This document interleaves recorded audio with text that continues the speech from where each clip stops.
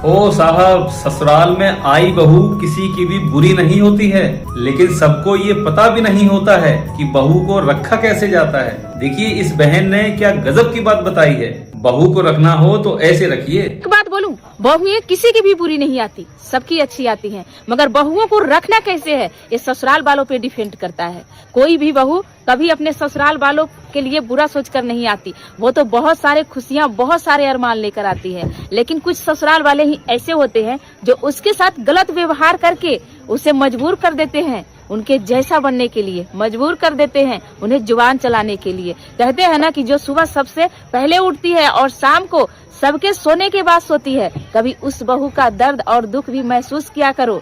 माना कि सारे फर्ज बहू को ही निभाने हैं, मगर कभी तो बहू को बेटी बुलाया तो करो। कहते हैं कि बेटियां अगर गुरूर होती हैं तो बहुएं हमारी अभिमान होती हैं, कि बेटियां गुरूर होती हैं तो बहुएं हमारी अभिमान होती हैं। बेटियां कल होती हैं और बहुएं हमारी आज होती हैं। बेटियां दिल के दर्द होती हैं तो बहुएं दर्द की दवा होती हैं। बेटियां दिल की दर्द होती हैं, बहुएं दर्द की दवा होती हैं। बहू कभी किसी की बुरा नहीं होती, किसी की बेटी ही किसी के घर के बहू होती हैं।